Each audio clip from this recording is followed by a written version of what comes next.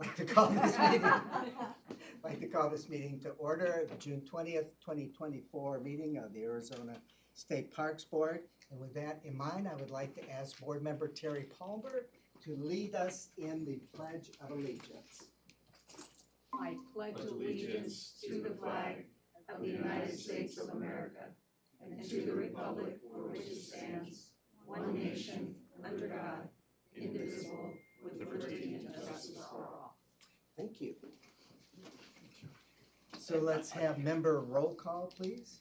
Dale Larson, Here. John Sefton, Present. Sarah King. Sarah King, I'm here. I'm here.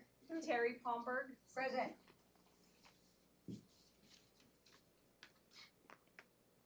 So we should have a quorum. Very good, thank you. And as normal in our board meetings, I like to just read our mission statement because it helps guide the direction of our partners, particularly in view of what's been happening lately in our state resources. So as board members, we are gathered today to be the stewards and voice of the Arizona State Parks and its mission statement, which is to manage and conserve Arizona's natural, cultural, and recreation resources for the benefit of the people, both in our parks and through our partners. And I would like to just quickly kind of go out of order for a bit to welcome, not a new person, but a person who we're very familiar with in terms of from the State Attorney General's office. I'd like to announce a welcome and Lori. So please tell us a little bit about yourself. Hi, my name is Lori Haskell, and I've been with the AG's office for a very, very long time. In fact, when I was thinking about it, I actually have worked with quite a few parks directors, starting with Ken Travis. Oh my. I know, which really dates me. So I know just enough to be dangerous. So I'm back, and I look forward to learning and working with all of you, and I'm just thrilled. So thank you for having me today. Thank you, Lori. Thank you for your service as well. And believe me, there's 3 people here who work with Ken Travis before. So you're four. That's right. That's right. So. Well, you hear a lot of how many people have not, that you started working at the AG's office before a handful of people were even born. Yeah, I get it. Was there a drawing of straws? She called me sick that day. I promise not to say that's how we used to do it. I promise. I want to learn.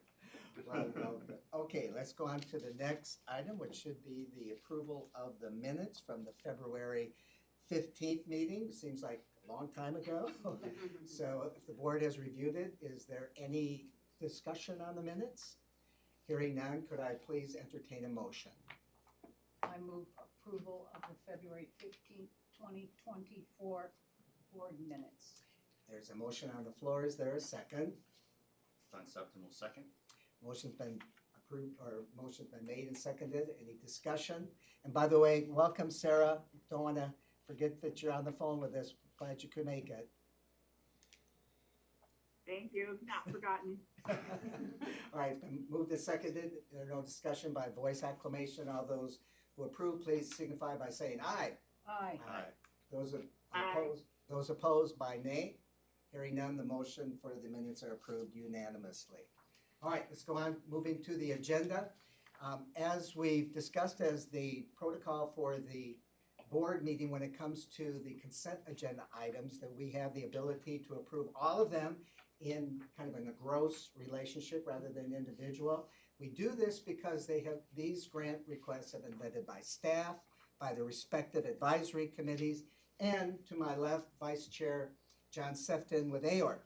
And so we're kind of getting it at the final stage with it. And so unless there are any board members that would like to pull an item out of the consent agenda, hearing none, then let us go all the way to a motion. And by the way, for all the guests that are on the phone, thank you for your work, your diligence, your service in getting this grant request through. We really appreciate your partnership and the collaboration that you have with our staff as being a conduit for all of these grant requests. So thank you. We don't mean to minimize your efforts to call in, but I think this will dispatch of it very quickly. So saying that, is there a motion to approve consent agenda items 2A through 2O as presented and received in the packet.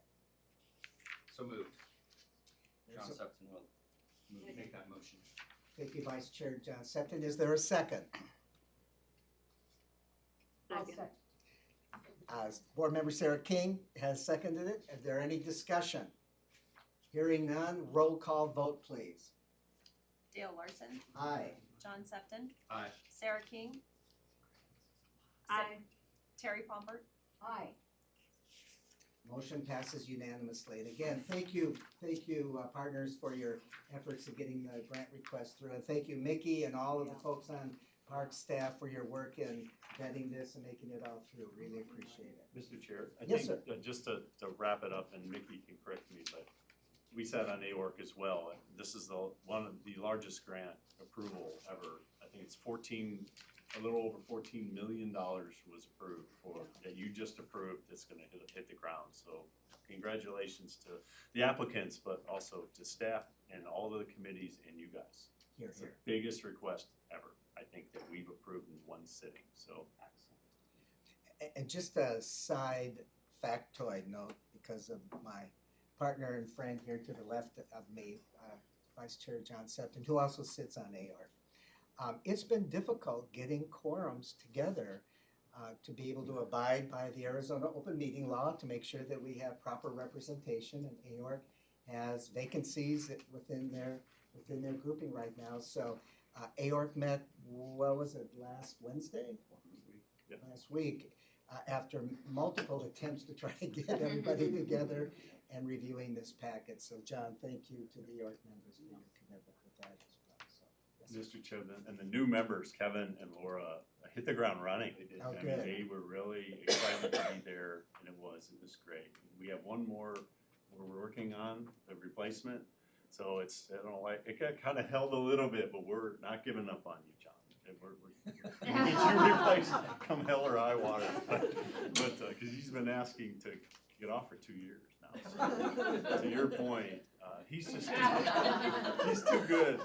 But they hit the ground running. They're really excited and been very educated on all the things. Laura's from the city of Sierra Vista, Mhm. and Kevin's from the Verde Valley Cycling Group Excellent. up there. So he's active as well. So it is great to get them and new members, but we haven't forgotten about you. Well, and since we're kind of filling in the blanks, our state parks board has 7 statutory allocations to our board, and we're down to 5. And one of them are fishing right now up in Alaska. So unfortunately, kind of off the grid and wasn't able to join us today. But so same thing, we're looking forward to working with the governor's office and getting those appointments made as soon as possible. All right, let's go on to item D3. This is Bonnie, and she's going to talk about an exciting strategic planning FY25 process update. So go ahead, Bonnie. Thank you. Thank you very much. I am Bonnie Sposato, and I serve as the agency's strategic planner. And I thank you for the opportunity to fill you in and provide an update on the strategic planning process for FY25-29. Did you do it? All right, yeah, muscle memory, because I use my own. Come on. There we go. Okay. So the statewide strategic planning process has undergone some changes this last year. The governor's office revised deliverables and the path to developing the 5-year strategic plan for the timeframe of FY25 through FY29. The revised process is anchored in an all-Arizona approach, and it's aligned with the governor's vision of an Arizona for everyone. So published priorities and a focus on defined outcomes for each agency. All agencies are following the same robust process and detailed timeline managed by a new statewide strategic planner in the Office of Strategic Planning and Budget, and the new process includes touchpoint meetings with the governor's office as plans develop, ensuring alignment and focus on a collective impact. Each meeting and discussion culminates with approval to move forward, and also in this new deliverable includes a process of addition of stakeholder engagement and communication plan. So the planning process to date, the planning cycle began with the introduction of the new process to agency directors in the governor's office, cabinet meeting in January. The directors shared their legacy statements, their goals, and discussed collective impact of shared focus and established alignment with the governor's priorities. After that meeting, each agency received recommendations from the governor's office for outcomes to consider and incorporate. Our first step in the process entailed the strategic planning core team having a robust discussions to calibrate our direction, which was great timing for us as it had been 5 years since Director Broscheid had first turned in his 5-year strategic plan. So this, best practice-wise, is a perfect time to have this calibration. The vision remained unchanged that came out after our work session for strategic planning FY23. So our vision is Arizona State Parks and Trails is the leader in sustainable outdoor recreation for current and future generations. That is our aspiration. We also took this opportunity to invite our parks operations staff to engage in a process of providing input and goals to create a memorable and motivating mission statement that truly captures our why. We asked them to respond to questions like, why are we here? Why do we as an agency do what we do? What do we care about? And really importantly, what is the difference we make in the lives of those we serve? Our park workforce shared thought-filled and insightful replies. And 2 words stood out as anchors to our purpose, and those are connecting and memories. These themes were the framework of a rich conversation with this strategic planning core team to craft a mission that truly reflects our why. Our new mission is powerful, succinct, understandable, and encompasses all people, visitors, grant recipients, etc. So our new agency mission statement is to connect people with the outdoors and history of Arizona to build a lifetime of memories.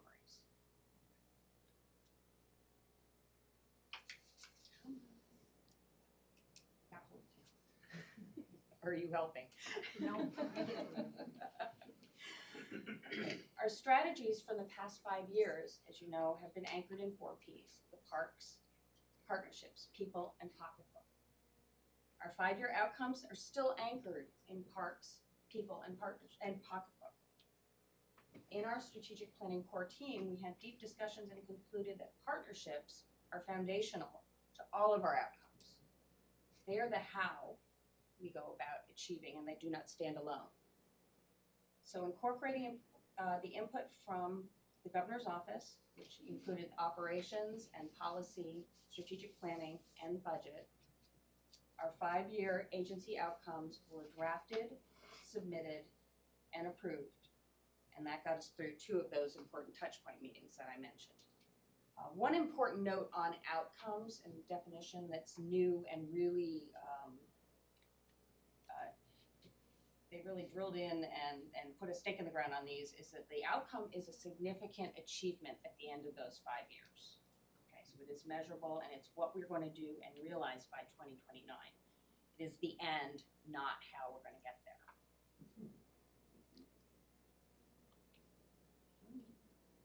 Okay, so our 5-year agency outcomes are build or reopen 200 miles of new non-motorized trails by 2029. And this is a focus on increasing access to outdoor recreation, supporting the governor's priorities of resilience, water, and environment. Primarily, this is done through the grants program. Next is increasing compliance of life, health, safety factors within the park system infrastructure by 30% by 2029. Focusing on mitigating safety concerns, increasing system reliability, and improving accessibility issues. Increase first-time Arizona State Park visitors by 5% by 2029. This covers people and the visitors portion of our people. And it focuses on introducing the outdoors and historical sites to new visitors. As the director says, a new generation with a small g. We'll be working in FY25. We'll focus on the internal education of workforce through the Unity Blaze program to focus on inclusion, and developing a plan for capturing baseline first-time visitor data.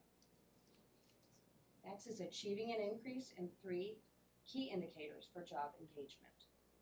A focus on engaged and empowered workforce preparing prepared to lead the agency in future. And indicators will be anchored in learning, professional development, participation, and agency improvement. And finally, secure permanent funding sources of at least $50 million annually by 2029. This is key to focus on securing sustainable funding sources needed for system reliability, the required statutory planning and preservation efforts. So these outcomes acknowledge and incorporate the Governor's Office proposed agency outcomes for us.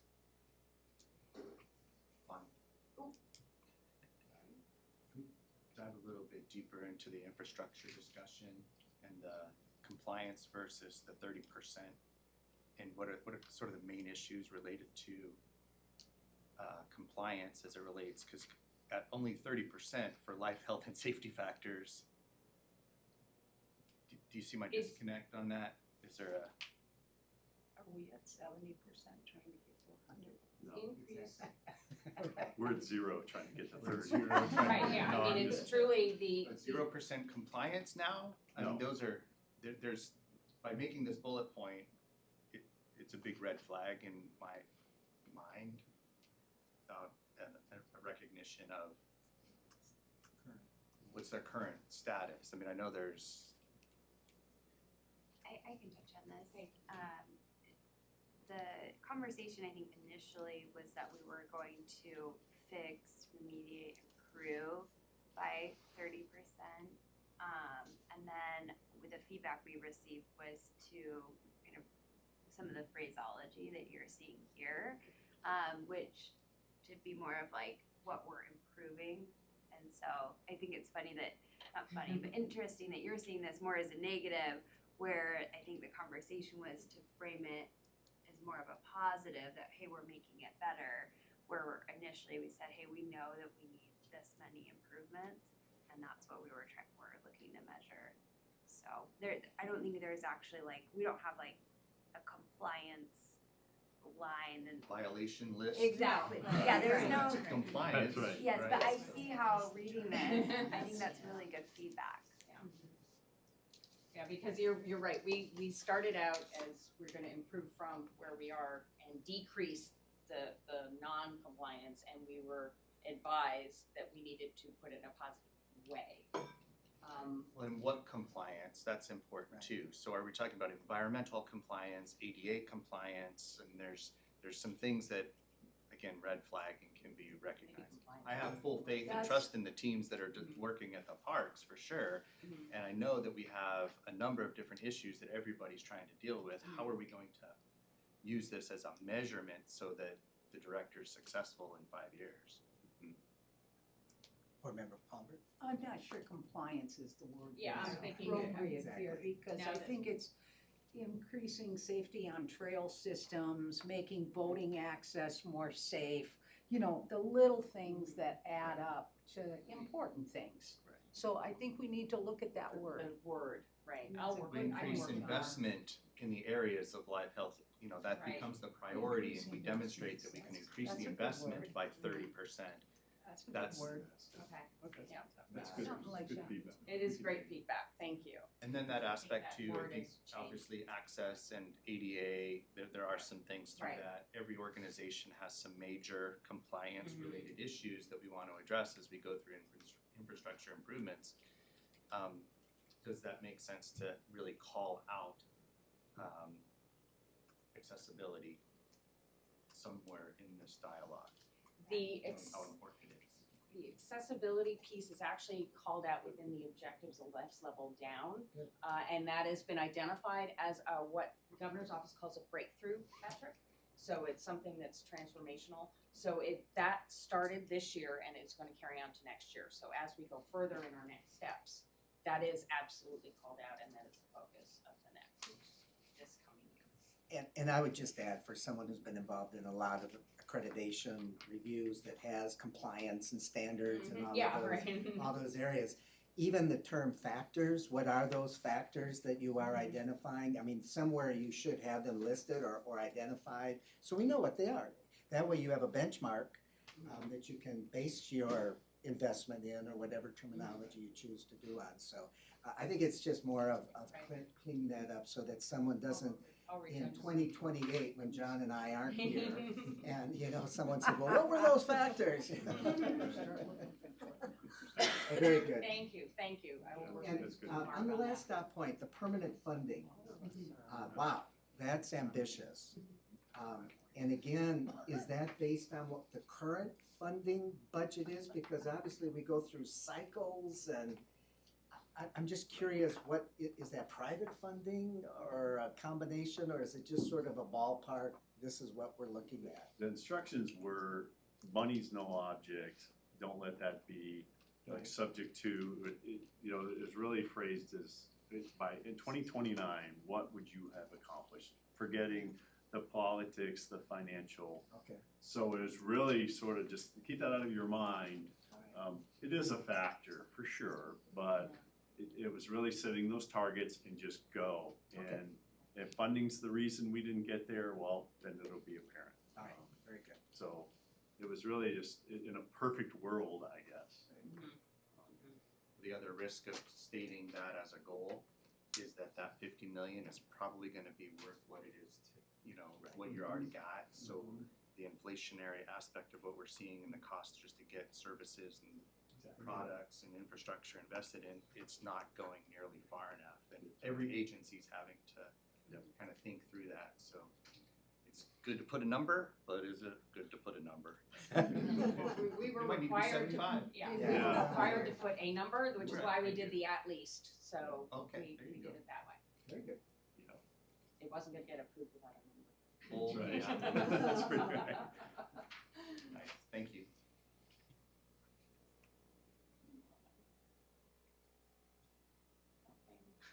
Okay, thank you. Okay, so next steps is working to finalize the objectives. So taking that next level down, we're finalizing the next level of the plan, identifying what our focus will be for FY25 toward our outcomes, given the priorities, needs, and constraints that we are going to be facing in FY25. We are scheduled, and in addition to that, we have objective metrics that will be on the governor's scorecard that get up to them. That's where, again, that accessibility, ADA work and breakthrough will be. We will draft those metrics, initiatives, and those initiatives are the operational level, the projects and things that are going to start moving. This is where it is very much the living portion of the strategic plan. That will change. The touch point meeting number 3 is scheduled for the end of this month. That'll lead to, of course, edits and approval of the plan before we can go forward from the governor's office. We also will begin work on defining the stakeholder and communication plans. Again, those are new this year.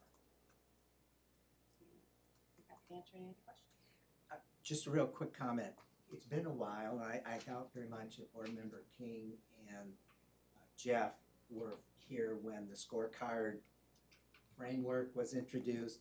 Would it be possible at some future meeting, Bob, to bring that just to remind us and refresh us again of what that scorecard relationship that you all and other agencies have? I think it'd be good for a reminder for us and see how you're being evaluated. Absolutely, and there's been a new version, so we can actually create a view that's would be appropriate, that you might even be able to have access to during the meeting. We can bring up. Great, okay, appreciate it. And I think we'd also like to keep you as updated on our progress towards this, instead of just a once a year or an email, but just tell you how we're proceeding and challenges and things that we can tweak Right. as we're going. I mean, these are set in stone, but you can change the stone a little bit too, so.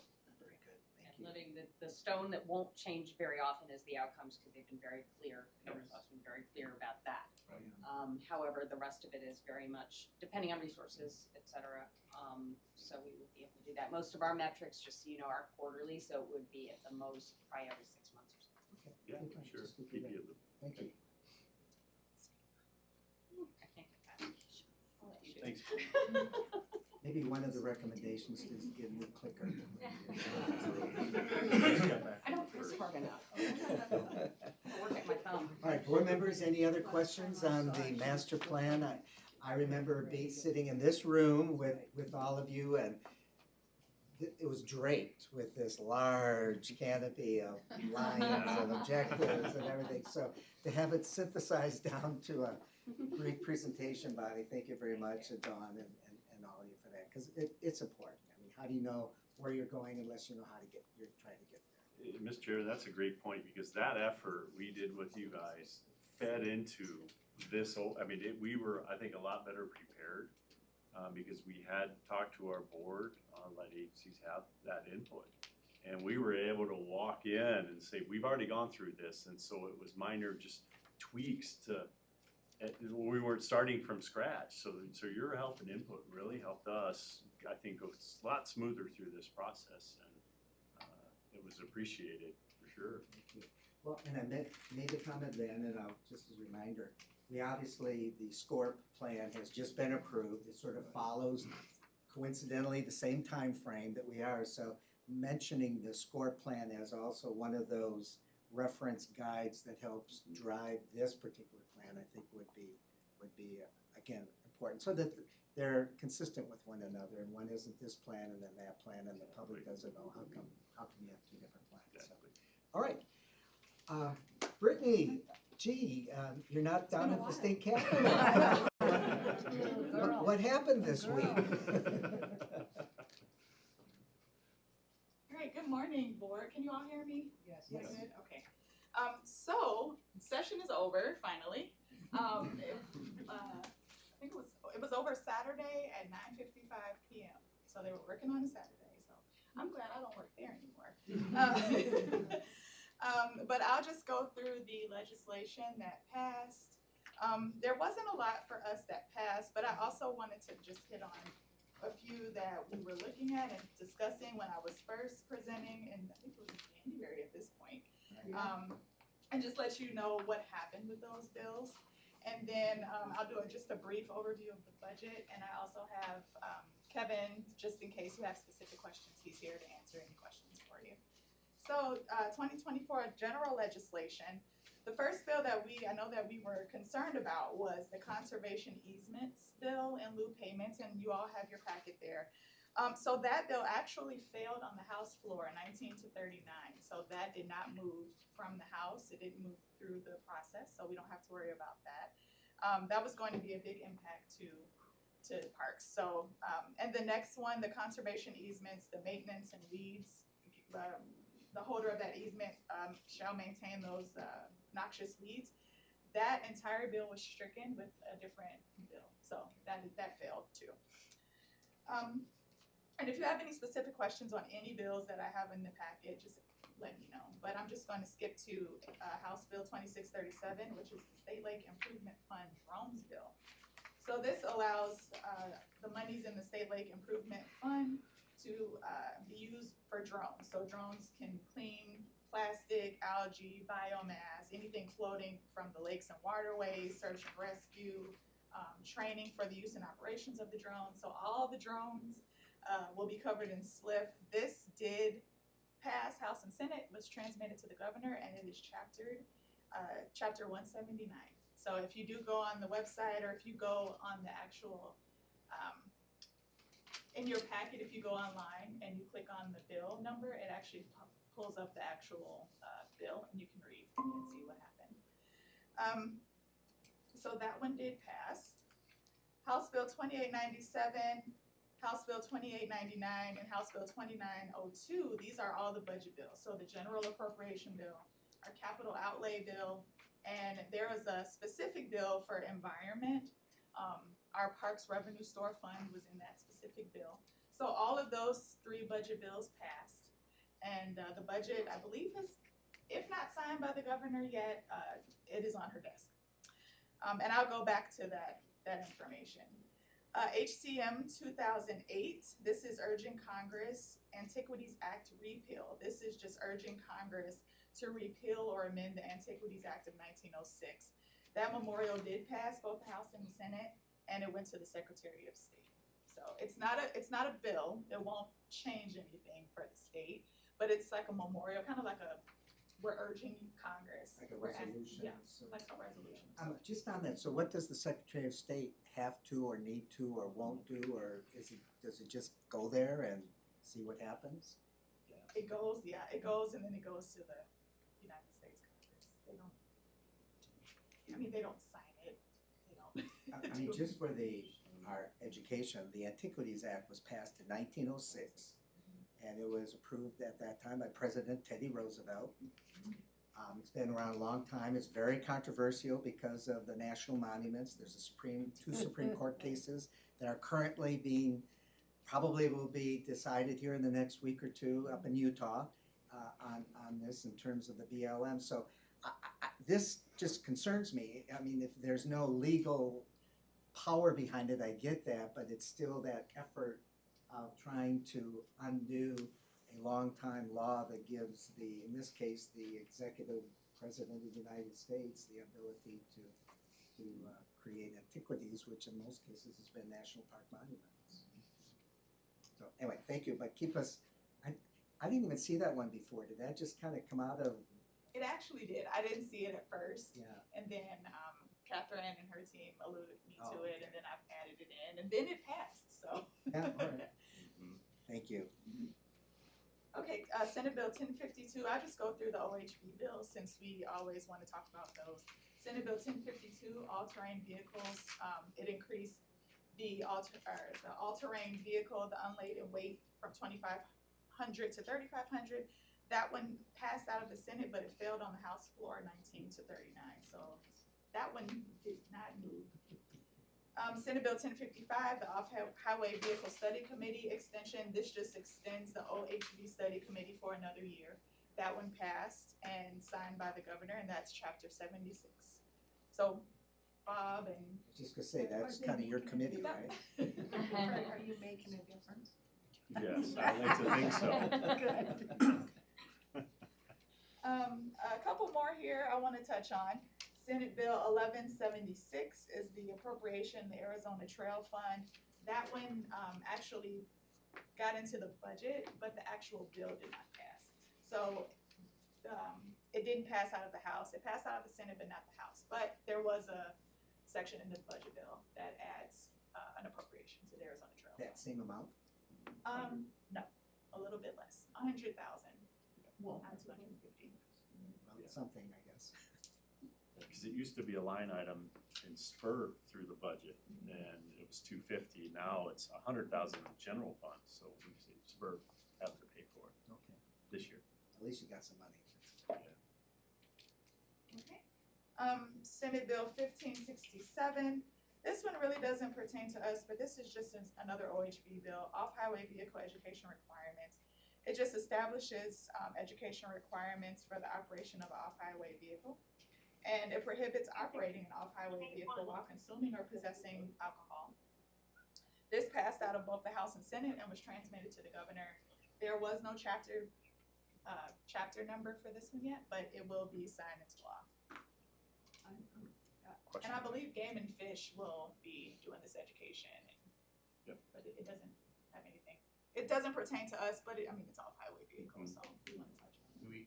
Would we potentially, as a department, have the opportunity to review some of that education? If you consider the amount of money we put towards cleaning up OHV areas and things along those lines, that this education tool should also include some of the pack it in, pack it out, be smart training and requirement for, there already is on the books the ability to cite, right? And those types of, when those circumstances come up from an enforcement standpoint, but it'd be great to see some of the continuous the connectivity in the education component on this. Yeah, we've offered to help them. We can definitely provide all that assistance. So yeah, Game and Fish is taking the lead on it. So. pounds, we can have 1,000 pounds in a week? No. Please mute your phone, please, if you're on the Yeah. phone. We're out of here. No. Hey, Bob? Yeah. Does our staff challenge driver's license and check with kids? No, that's Game and Fish. We just let them drive through our state parks on their OHV. Oh, on state parks, most of them don't allow OHVs, I think. We see if they wanna go But some down areas we do, yeah, our people will notify them of the law and current requirements, but the big ones are the county sheriffs and the Game and Fish are out on the landscape, much wider. Much more than that. I think this was an idea that came out of the study committee. It was based out of Utah. Utah started a mandatory education requirement. They've seen a lot of success from it. So they're basically gonna try to mirror that, for, particularly for rentals. Those rental companies that rent them by the day, so they're gonna be required to watch this video before they get the keys and then go off for the day, like through Sedona or whatever. Like So, Sedona. yeah, it's a big problem. Big. So, but Utah it's modeled right after their program. Okay, thank you. It's great, thanks. Okay, one more bill, this was a resolution. This allowed Arizona State Parks Heritage Fund resolution, allowed this referendum to go to the voters. And on proclamation of the governor, 10 million was going to be deposited in the State Parks Heritage Fund from the lottery. This bill did not pass, it failed. So this one didn't make it through the process either. So I'll just go through a quick, just high level budget of what we received in the budget. And correct me if I'm wrong. So first, our State Lake Improvement Fund, we did not receive like a one-time funding for this budget. However, from last budget, there was a 5.2 million line item that we received, and that money can now be used for grants. So it's going towards the same granting. It's going to be going through the same granting process, but we can now use that money. But after that 5.2 million is up, then we don't have any more money as of right now. We did not receive any Heritage Fund monies for grants, so unfortunately that one didn't pan out. The Arizona State Parks Store Fund, we received a little bit of extra monies in there. So all of the money, I'll just read the entire thing so you can see. All monies in the Arizona State Parks Store Fund are exempted from lapsing. And all the monies in the fund that exceeds $1,750,000 as opposed to $1,250,000. So we get a little, that $500,000 extra at the end of the fiscal year is transferred into the State Parks Revenue Fund. So about $500,000 extra will be transferred into the State Parks Heritage Fund. The big hit for us was capital improvement projects. We received $38.2 million in past budget, but they are actually sweeping that, and that will be going back into the general fund. So this will, for our capital improvement projects that have been approved or that we've kind of budgeted for already, those will be taking a hit. So we'll be coming up with, what kind of a sheet of what's going to be taking a hit, how they're going to look at that, how those projects are going to move forward in the future, and what the budget is looking like for those. As I said, an appropriation of $100,000 to the Arizona State Parks Board from the general fund into the Arizona Trail Fund, so we got $100,000 there. And then we also received, for the Veterans Memorial State Park, a feasibility study. They have given us $500,000 to do a study for that state park. I believe we still get to keep that $10 million that was granted to us, I believe, last year in the budget, but then now they have added a $500,000 fund, or $500,000 in this fund for a feasibility study. And that is high level of what I have. I don't know if Bob or Kevin has anything more specific, but any questions?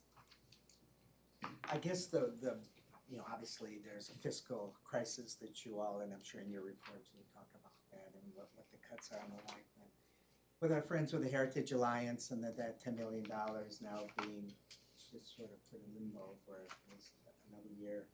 And clearly we are very supportive of their efforts trying to get that permanent funding, and that is not the reason it went away in the first place was because of a budget crisis like this. But I guess I just put it out there as maybe a future agenda item, whatever, that we talk about what that collaboration and that partnership can do, because that's a huge hit for all of the Heritage Alliance and the good work that they've done. So, and you obviously took great advantage of that, and certainly Catherine's unit have taken great advantage of it. So it's just a huge personal disappointment, much less.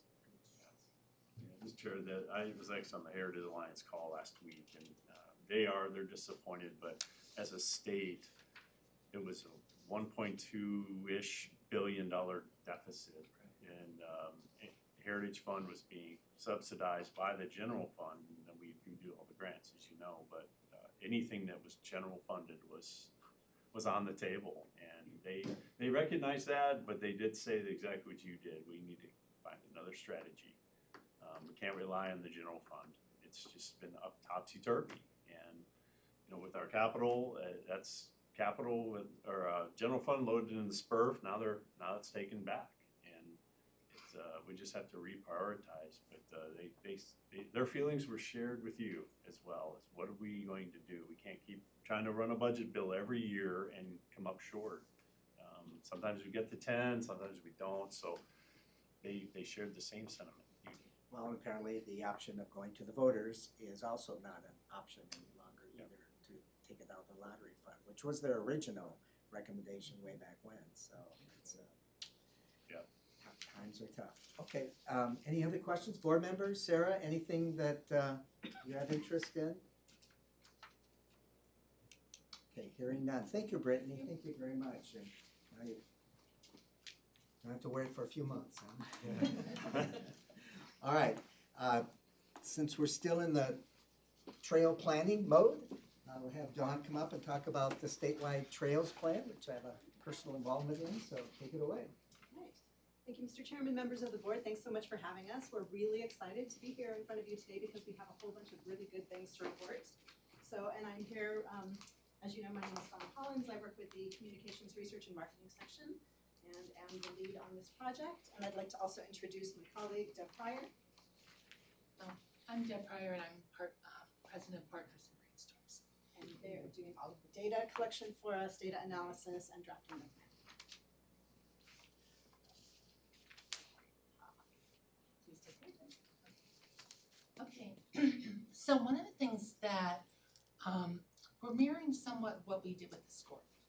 And with that, we're looking at, there's 3 targeted surveys that we're doing one that is basically a stratified random sample of the state. So these are adults, 18 plus, and we're making sure that we mirror the demographics.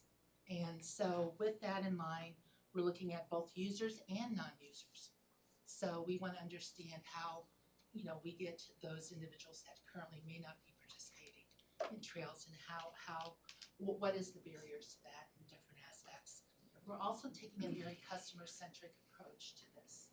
And one of the things is we're letting them choose how they want to participate in the survey. They can do it on their phone, in terms of a smartphone, they could do it online, they could do it by voice. So we're not going to force them in terms of the means by which they communicate with us. We're letting them choose. And that really increases their engagement and increases the amount of time they're spending on the survey. And it's available in both Spanish and English. The second one is the invested user. And the invested user is through outreach through Arizona Parks and Trails. And basically, Dawn's going to get into more specifics of how that's going. So, and also one of the things that we're doing with the survey is we're tracking it by communication channel. So we know what is most, you know, where they're coming from, and there's a variety of communication channels that we're using to get that message out to current users of trails. And then again, this is available online and mobile surveys, and it's all the surveys are 508 compliant. So any, you know, we're really paying attention in terms of making sure it is truly accessible. And the last one, and this is also available in both English and Spanish. And the last one is land managers. So land managers, these are throughout the state, and these are those that manage, build, maintain, or plan trails. So we're reaching all corners of the state, and we're using an email list and also using partners to help distribute the surveys to them. And again, this is online and mobile, and again, it's accessible, and this one is available in English. So the first thing that we always do, and I know I've been in front of you in the past, letting you know kind of how we were, our discussions in the working group. So one of the things we do is we start with our old questionnaire and look at it and see, okay, what don't we have, how have times changed? So we've mined the experiences of our working groups. We've gone to OFAG, to ASCOT, to AORC, to everybody to ask kind of what we should be focusing on for this trails plan, and we've made a few changes to the last questionnaire. We have kind of changed the way that we're asking about e-bikes, and we've expanded those questions. So the 2020 survey, we had e-bikes under the motorized uses. So if you had said that you don't use motorized, you didn't see an e-bike question. So this time we have e-bikes out front. Everybody sees the e-bike questions. We have heard from our working group members and others that perhaps class 1 e-bike users don't consider themselves motorized users, right? They consider themselves non-motorized users. So the benefit of that is everybody will see those questions and we'll get a better participation rate for people who use e-bikes. We are also focused and have a few more questions on power-driven mobility devices to understand those uses on trails. We've expanded we've looked at our SCORP and done some learning from that process, and we've expanded the reasons that people are not participating in trail activities to kind of better reflect kind of what people's experiences are. And we've also looked at kind of some of the experiences that are negatively impacting people's trail experiences and expanded that as well to kind of mirror that SCORP learning.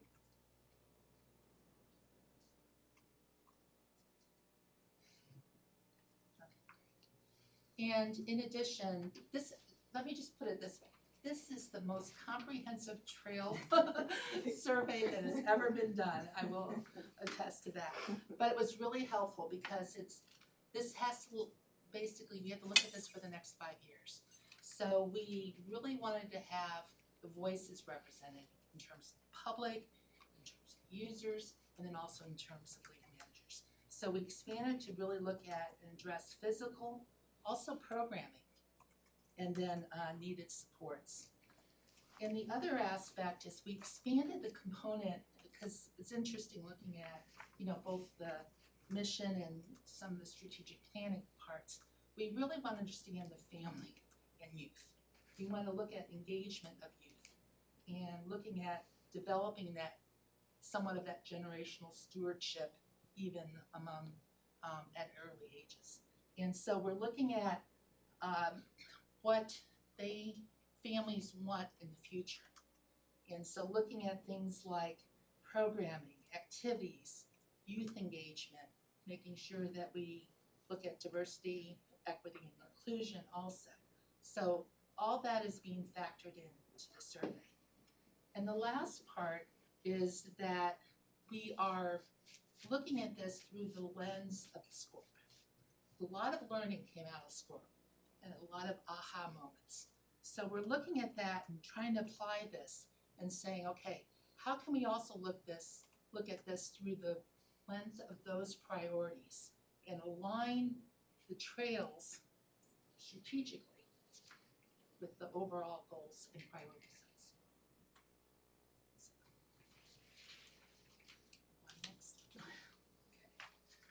All right, this I went over a little bit earlier, but I just want to explain. This just shows you how many ways a person can participate in the survey.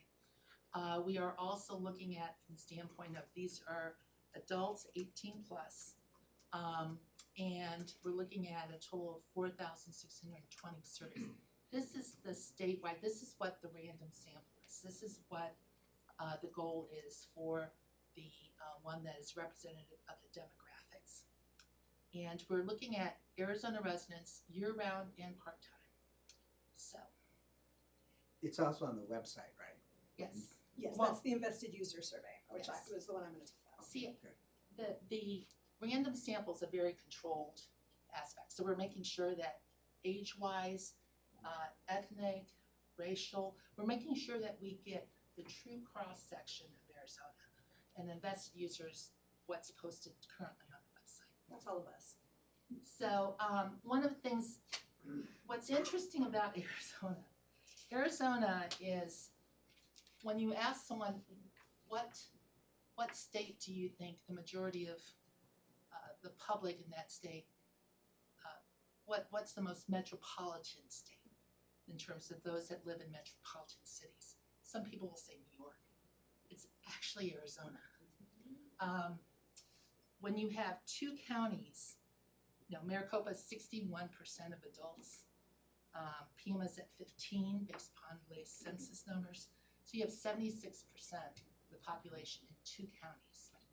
So we wanted to make sure that we have representation in other counties, but also in terms of regions. These regions somewhat also mirror what Game and Fish, when we start looking at off-way highway vehicles in different regions. So we have representation in the key regions. We want to have a minimum of 385, so we can make it statistically relevant, use a research term. So that is our goal. So this is a really robust data collection. We also use this strategy for the SCORP, and we're able to kind of see and make some strong statements about participation rates across different regions. So we're looking forward to doing the same with this Trails Plan, especially after COVID, being able to come back and do a really robust study like this after COVID when we've heard about so much increases in all of these uses. So this is going to be very helpful.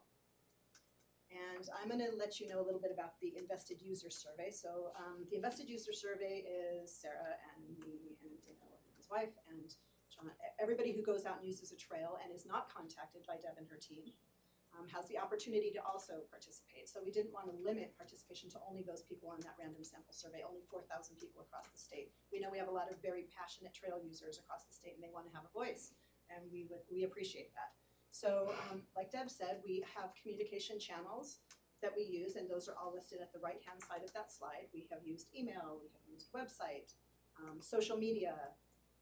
We've sent out a variety of materials to partners, and I have to give a shout out to my teammate Elizabeth Hagen in the Communications Research and Marketing. She created this great partner toolkit, and I think this was based on Member Pomber, one of your recommendations a long time ago.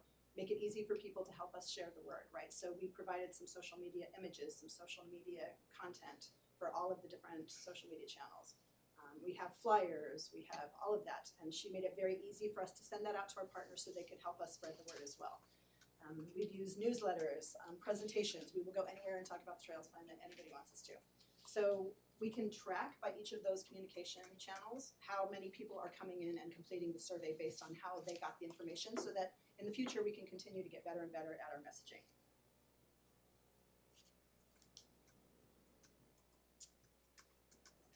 Oh, I jumped ahead, sorry. Here's the I'm so excited by that partner toolkit. I really feel like this is like the best thing. So I believe that all of our board members were contacted at the beginning of the process to let you know that the partner toolkit was available.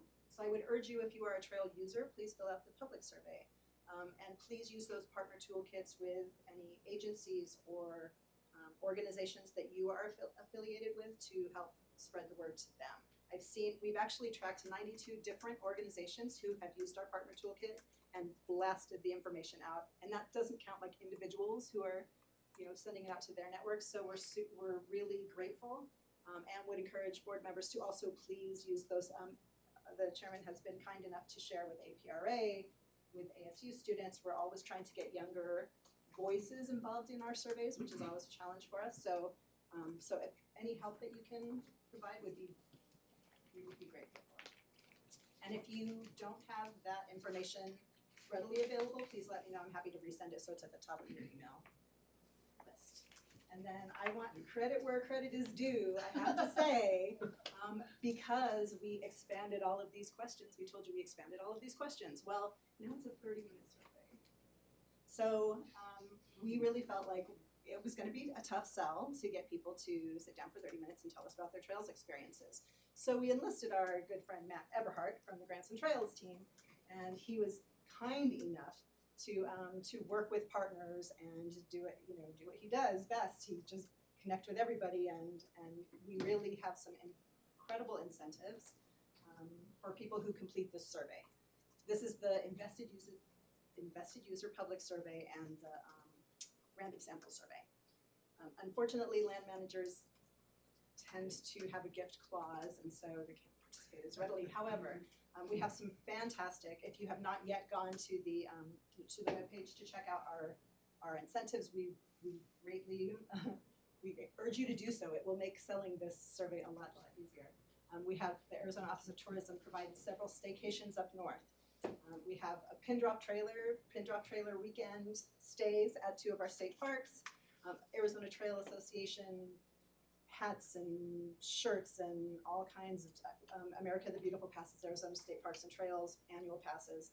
We really were hugely lucky in how generous our partners were. I've never seen anything like it in my tenure, so kudos, Matt. And this is all of our partners. So please, if you are affiliated with any one of those, please do thank them.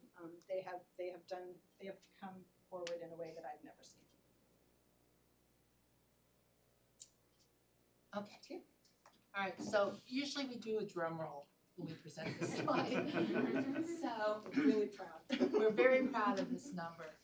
And it's actually, it's gone up since we did the slide, but I'm not gonna spoil Dawn's favorite part of our weekly status meetings on Fridays is seeing the count. You know, cause the reports come out and she's just like, to her credit, we all do cartwheels. So, but you can see right now we're at, well, you know, basically 7,681 total. And the way it breaks out is we're very close actually. We're actually, knock on wood, somewhat ahead of schedule. But one of the things, because the stratified is trying to get representation of the state, that those demographics were skewing younger, were equal gender representation. Hispanics, our numbers are in line with the state. There's diversity by race, and the education levels mirror the state. And then when you look at invested users, they're skewing older. There's slightly more female participation relative to the trail experiences. There's lower Hispanic representation, higher identified as white, and overall higher education. So I just want to point out to you that this mirrors some of our visitors to Arizona State Parks and Trails. So a lot of our visitors are coming through our website. Those visitors who come to our website tend to look a lot like this. And so we are always doing outreach, trying to get a little bit younger people to participate and try to move those numbers. And the other thing too is it's really interesting because like we did with SCORP, we do the comparison of the two. So it's great to see that. But we're also looking at users that did not come through the state parks that maybe are still, you know, trail users, but maybe have limited awareness of Arizona State Parks. So there's a lot of things that we're seeing in comparison of the two. And previously, and correct me if I'm wrong, hadn't fully utilized the invested user in the data. We right? make targeted comparisons to the random sample in the data. We are definitely looking at using this more. Because it's very, the open-ended comments are phenomenal. They're like dissertations. So, Trail users. Trail users. You asked, here you go. Yeah. That's right. Yeah. It's great. It's exactly what we asked for. So thank you to all of those people who took that time.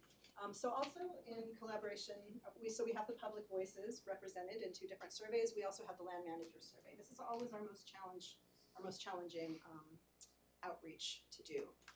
Land managers are busy. They don't have enough staff. They've got a lot of land to manage. They've got a lot of visitors to manage. It's wildfire season. It's vacation season. I mean, this is a hard group to get. So we were excited at those hard-fought 65 land manager surveys that we have.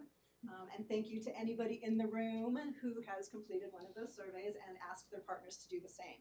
We have been doing targeted outreach individually even at this point, trying to, this time we did ask people to share who they work for so we can say, oh my gosh, we haven't heard from this county, oh my gosh, we haven't heard from this city or town.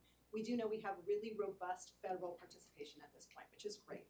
We have, I mean, the majority of trails in Arizona are on federal lands. That's perfectly appropriate. We have 6 out of 9 field offices, BLM field offices, and 4 out of 5 forests have participated at this point. We're really grateful for that. But we're really trying to urge cities and towns and counties and other people, like, just don't let the federal government make all of those decisions.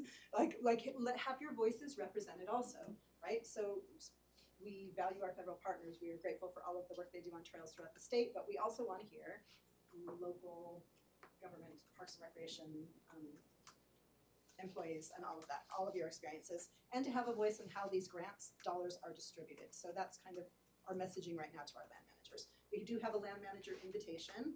Again, if anybody has not seen it and has some colleagues that they would like to send that on to for us, I'm happy to send that to you again so that it's at the top of your email list. And if you have any other ideas, we have the U.S. Forest Service Region 3 representation on our working group. That has made all the difference in getting Forest Service participation. So we've been sending our information to PIOs within different organizations to send out internally to their people. So it's not coming from us, it's coming from somebody they know, somebody they trust. So if you have other ideas about how to get land manager feedback, we would love to hear it. So please, anytime you have any suggestions. As you work through that iteration, like was last month presenting to the call, did you see an uptick, or are there? Yes, we've gotten what, 18 more surveys than we had before. Okay. Yeah. And then from that, cycling through, knowing who's missing, certainly that's another opportunity for another phone call or something Yes. along that line. Yeah. Happy That's to where help we're if I at. can. We're doing the phone calls, we're doing the targeted emails to the people that we know. If Jeff knows them, Jeff reaches out. If Matt knows them, Matt reaches out. If I know them, I reach out. Especially if they've received a grant in the past. That's really Yeah. good leverage. Exactly. Right. Do you want, yes, onward. Dawn, there's hiking groups informally on the websites. Do you send them the information? You know what, we have sent it out to the partners that we have in our networks from grant workshops, in our personal or professional networks. So to the extent that it has reached them through those, we've sent it through the Central Arizona Conservation Alliance, we've sent it through all the OHV groups have received. So I think we have a better list on the OHV side probably than we do on the non-motorized side for those kind of informal groups on Facebook and things like that you're talking about? Yeah. I've seen a lot of reposts from those Yeah. groups. I've seen a lot of reposts. That's the one thing we're actually, because we can tell from how they're coming in, there is some of this reposting in terms of on the social media. It may be going out from state parks and trails, but it's being posted. Another question for you. The Yarnell Hill Trail, do you specifically have an information piece posted or available there? Because they're all hiking. There's 18,000 of them a year. Yeah, we have flyers, so I did send out flyers. We have a flyer with a QR code for our public survey. And we sent them out to all our team and asked them to please, like I said, I would print the flyer and send them to them, or I would just send them electronically, however they wanted it, and they could put them in the restrooms, at their trailheads, at their kiosks, and that has worked for our team. I've also, as we've sent out the partner toolkit to our partners, recommended that they could do the same. We don't really have, so then we rely on them to do that, but we just keep introducing the fact that we have these things. If you haven't already, wouldn't it be a great idea to? So when things are under yes, I think a lot of our park managers have put those flyers up and out and are handing out information about it. But I cannot guarantee that is happening in systems outside of our own. In some cases. But if you know the system and you want to I heard of this great survey and there's a flyer and you could just put it right at that restroom, we would value that help. If you give me about 20 copies, I'll do it. because we have the shuttle service, the shuttle drivers can give them to the riders, have it in the shuttles, Yes, I will do that. Thank you. post them in the restrooms at the state park in town. Not let them off until they. Right. Yeah, totally. You're locked in, baby. Yeah, there's a gate. Yes, yeah, I can do that. And anybody else that wants some too, I'm happy to print for you guys. So is there any, Board Member King, do you have any thoughts or comments on the trails plan? Nope, other than thank you very much for the presentation. Thanks, Yeah, Sarah. very nice. Just a couple of real quick questions. based on some previous information we received today, so how does the $100,000 budget allocation enter into this in terms of trails? And the 200-mile goals of new trails that the governor has proposed? Is that, how does that all sort of play into this? And then my third featured question is, volunteerism is so critical in our parks. Trash pickup, trail maintenance, security, I mean, all these areas. Does the surveys at all address either volunteers themselves and or the need for more volunteers that can be our eyes and ears out on these trails, since this is such an incredible effort to try to get the press out? So $100,000 budget, 200 miles of new hiking trails, Okay. and then volunteerism. So you're gonna remind me if I skip over one. So the $100,000, I would say what this final document, when we get all of this data, we put it all together and analyze it all and put it out there for everybody to use. This document would be very useful for people such as the executive director of the Arizona Trail Association, Matt Nelson, to argue that, look, indeed, this is incredibly important. This is what people want to see. These are the priorities that we have heard based on public and stakeholder and land manager input. So I would say this is a tool to argue to increase that budget, or to argue for these are the things that are needed. This is what the funding that's needed to do that. So this is a tool in the toolkit, I would say. In terms of the 200 by 2030, one of the trail management priorities that we have included is new trails, right? That's one of the things that people are rating in relation to other things. And now these are hiking trails, right? They're both motorized and non-motorized trails. So this trails plan contains both. Yeah, no, I realize that, but the goal. Oh, yes, I hers think, is strictly non-motorized. non-motorized, is it Correct. not? It is correct, if I may. The goal that is in our strategic plan that was developed in coordination with the governor's office is for non-motorized, and we shared our latest trails plan information as a part of that process. But ultimately, that's their priority setting of saying for them the priority is the non-motorized. And then from a tracking perspective, we're looking at that not only for the trails that are developed using state parks grants, resources or on state parks, but we're also looking at other trails developed in Arizona with other dollars, resources at other municipalities and land managers as well. So we're really trying to capture that goal from capital Arizona, not just state parks. Thanks for that clarification. So the 200 miles wouldn't be just Arizona State Parks. It could be federal, it could be county or local. So, okay. Correct. That's good. Yeah. Because you're gonna get about a quarter mile at that. Yes. So we have a larger net. Okay, very good. And so finally, volunteerism. So we did ask some questions about whether people have participated in conservation activities during the past 12 months, and so we should have some numbers in regards to that for the public survey. I don't recall that we have specific questions on the land manager survey about volunteers. Except for, we had some nonprofits that maintain Right. trails. And write grants Right. for trails and plan health And trails. one of the things we're pulling them because they have a separate sense of needs and things like that because they're dream leaders. So what we are doing is we're looking at their information separately, and they're providing a lot of input using both. From what we can see, many of them use the land manager survey and also use the public survey. But one of the things that invested user, one of the things that there are some specific needs that they have, and they're basically working with volunteer forces, individuals to maintain. So that we basically already have a different section within the plan that addresses that. So No, and thank you for that, because obviously the trash relationship, more users, the more trash. I mean, it just goes hand in hand. yeah. And you don't have more staff. I mean, you're out there trying to do everything you can with that limit. So essentially, volunteerism is going to be the way of trying to do that. Plus, I noticed one of your partners is the Leave No Trace group that's there.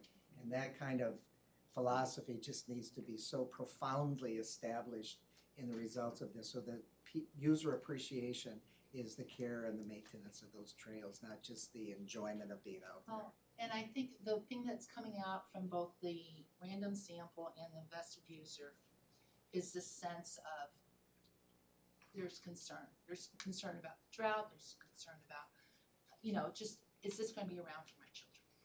And this real sense, and it comes out also in terms of when have family programming, and there's youth components, and there's a sense of really engaging youth early in terms of what the benefits are in stewardship and taking care. But the parents are really driving this sense of, and grandparents too, because we have quite a few that are retired that have participated in the surveys. I'm sorry, just one final thing. So we do have some questions about barriers for land managers. So we can use that data to say, look, without additional, bodies, efforts, funding, whatever the case may be. So I feel like that will provide some ammunition in terms of trying to assess volunteer need. And lastly, we're capturing stories. One of the things with the open-end comments is they're writing stories of their personal experiences and what this means to them. If I'm a state, I'm a legislator, but I want to hear those stories. That's going to have more impact. The numbers are there, they're great, but these stories, we can identify down to the zip code of where that story came from. And will people be agreeable to sharing those stories We publicly? will first get their authorization.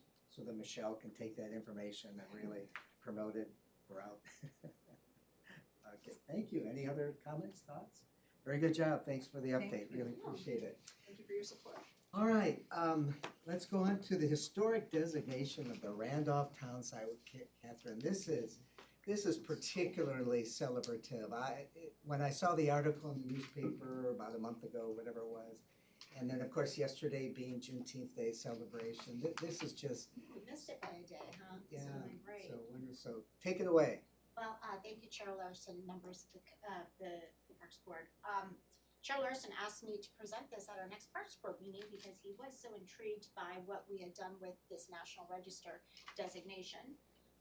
So here I am today. My name is Catherine Leonard. I'm the State Historic Preservation Officer. I have one member of my staff here, Jessica Lapota, who works in our grants program and is working with folks on Heritage Fund grants.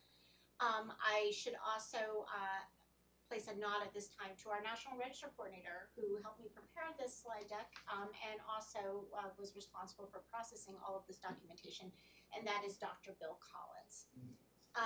So for those of you who aren't in the know, one of the functions of the State Historic Preservation Office is to keep the National Register of Historic Places here in Arizona and to have a process for designating those properties in the National Register. That process involves our Historic Sites Review Committee. They are actually a subcommittee of the Arizona Historic Advisory Commission, which is a Library and Archives Commission.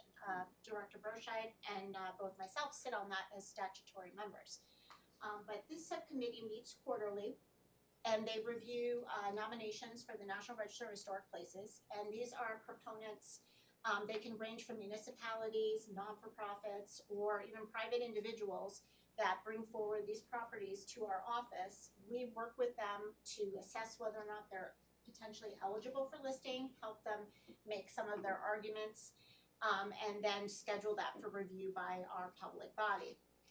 The public body has representatives from the fields of architectural history. We always have at least one member at large, and I might be missing something. Oh, archaeologists. We always have an archaeologist and a representative from a federal agency. Okay, so for those of you who also aren't in the know in terms of the particular geography of this area, Randolph, Arizona, or excuse me, Randolph, the community of Randolph is located a hair's breadth from Coolidge. It basically is, if you drive out of Coolidge, you would say this is the outskirts of Coolidge, but actually what you would be in is Randolph proper. If if you're familiar with the Arizona Training Facility, which is the facility that assists folks, I know Kevin volunteers there. They assist adults who have developmental needs with long-term care. The Arizona Training Facility is in Randolph. But for the most part, this is a largely former agricultural community. It is small.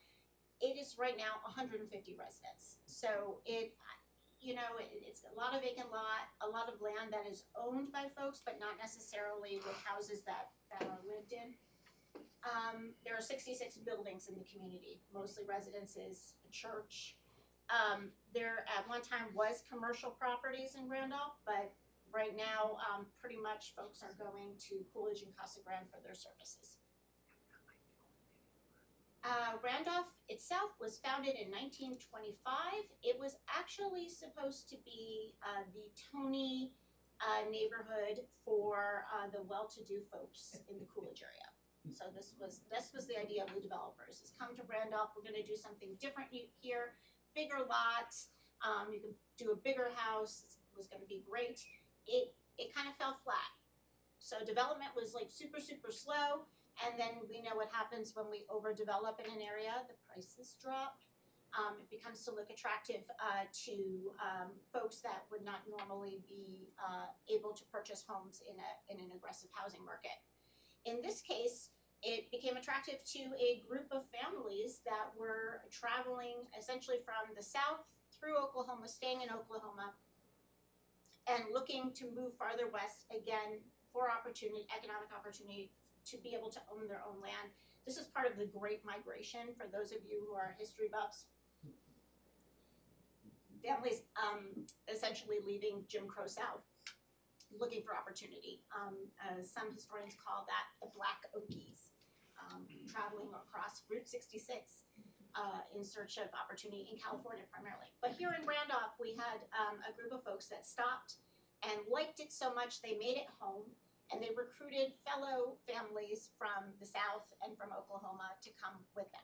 And the interesting thing about Randolph is from some of these families' time in Oklahoma and also time here in Pinal County, these families became multi-ethnic. They became families that were comprised of African Americans and Native Americans. So there's a really unique cultural aspect to what's going on in Randolph by the 1960s. And again, we've got a couple of photographs in here. Also, this is the peak, or I would say slightly post-peak, of cotton production in Pinal County. So these were also folks that had a deep cultural tradition of working with cotton and knew that crop. So there were also some folks that came and actually did pick cotton for larger agricultural growers in the area and came home to live in their houses. So the historic district basically flourished, I would say, until the late 1960s. The interesting thing about Randolph, and it's still about Randolph, it is not incorporated. It is unincorporated within Pinal County. And if you were to characterize Randolph by one thing, it would be disinvestment. So electricity was late getting to Randolph. I think electricity came in sometime in the late 1950s, early 1960s. Right up until 60s and 70s, you had houses without plumbing. So you still have outhouses and the remains of outhouses within the Randolph community. As these families became established, sent their kids to college, and the kids returning from college, maybe Randolph wasn't exactly the place where you wanted to live. It was a good place to visit your grandparents, but maybe not the place that's going to be closest to where the jobs are. And so a lot of families, there was like a Randolph diaspora to Tucson and to South Phoenix. And so slowly over the 80s and 90s, this population began to decline. The commercial elements started to fall out. The churches, interestingly enough, I think there is one church remaining, but at a certain point there were, I think, like 3 churches for this small community. And then of course, employment started to turn to the Arizona Training Center. So a large portion of families living in Randolph actually were working at the training center. Okay, the SRP power plant. So there is a coal-fired generating station here in Randolph, right outside of Randolph. It is arguably a pollutant. It affects the air quality in Randolph, which again, I'm sure contributes to the further diaspora out of Randolph and to the 150 people living there today.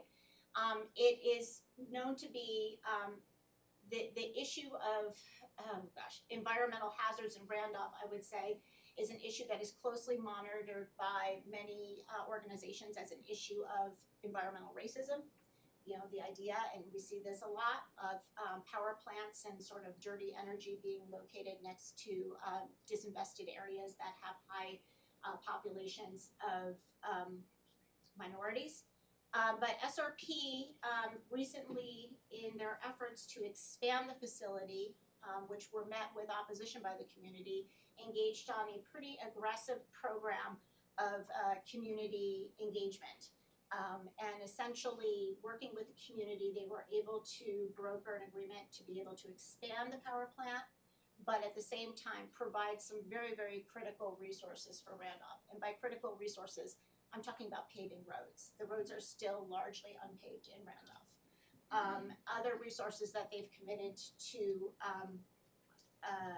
providing are scholarship funds, and a cultural center, building a cultural center there that will actually house a museum of Randolph history. Also, one of the community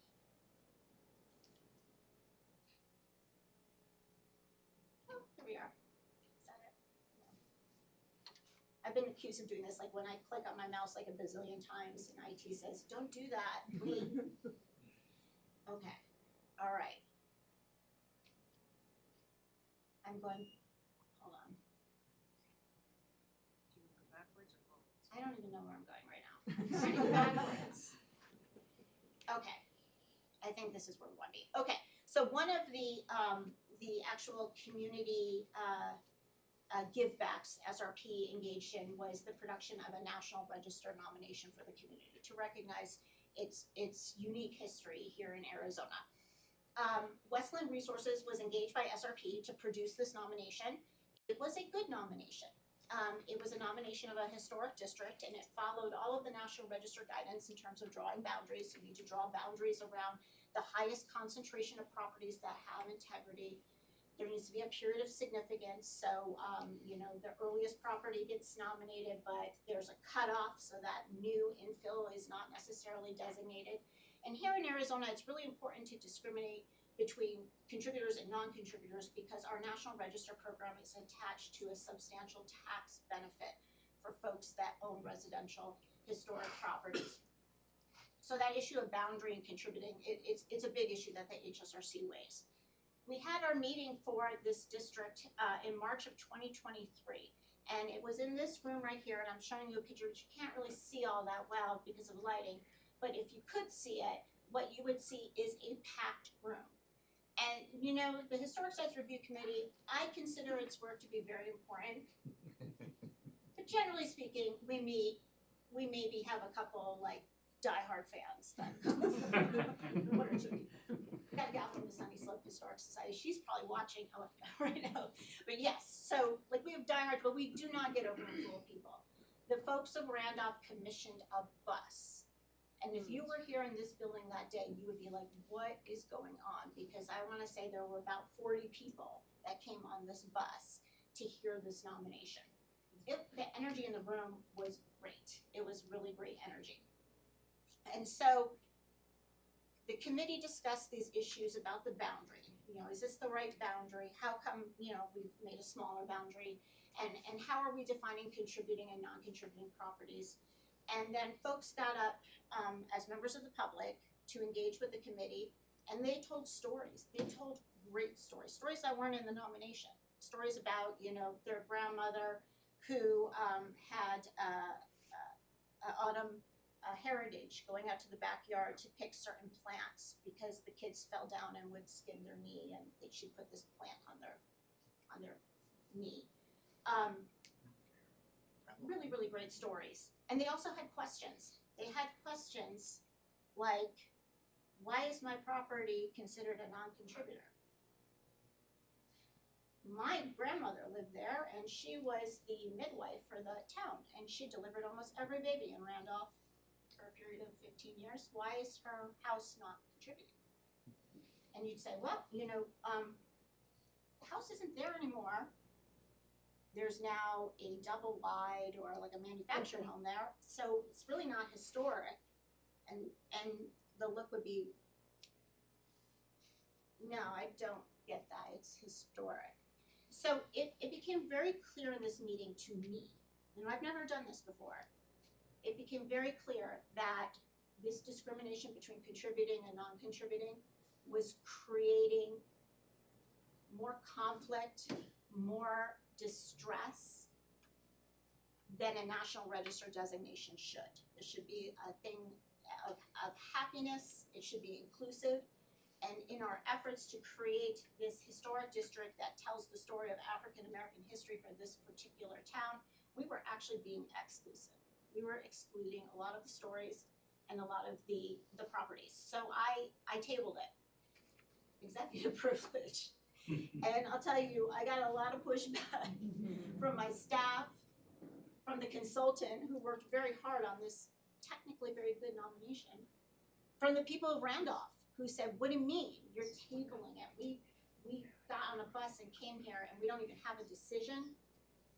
It was not easy, but I thought there was a better way to do this. So here, and this is why in my mind, this is newsworthy, is the way we handled this nomination.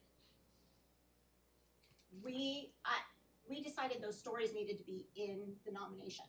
And to get those stories, we collaborated with ASU Community Archives and several professors out of the history department at ASU.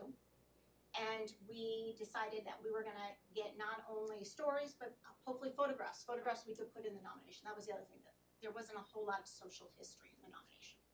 It was very much like, here's a town, this is a story, and we're nominating it.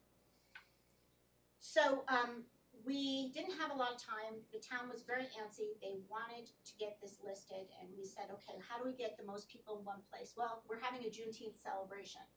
Why don't you guys come?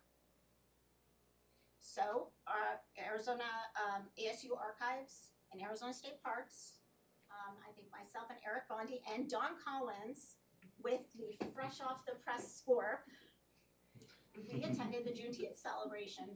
And there's a photo down there. It was lovely. It was really, really lovely. And what I found at the Juneteenth celebration, what you're looking at there is a bandstand and then a covered tent, because it was hot during the day, but at night it was really nice. And what these folks have been doing, and they've been doing it for about 5 or 6 years, is it's not just the 150 folks of Randolph. It's everybody. People come up from Tucson. People come down from Phoenix. It's that everybody gets back together. And that turns out that's what this community does. They get back together. They get back together at weddings and funerals and at Juneteenth, and then they tell stories. There is a special sort of area of honor for the elders. The elders come up on the stage. They recite poetry. They sing songs. They point out vacant lots where things happened in the community. And it really is a hugely special event. So we listed it, but we listed it not for its significance as, you know, a small town in Arizona, you know, agricultural community comprised of multi-ethnic folks. We listed it for its significance as a singular example of a rural African American community in Arizona, and I say extant because there were others. McNary up above the rim, and I can't remember, there may have been a community north of Tucson. But this is the only remaining.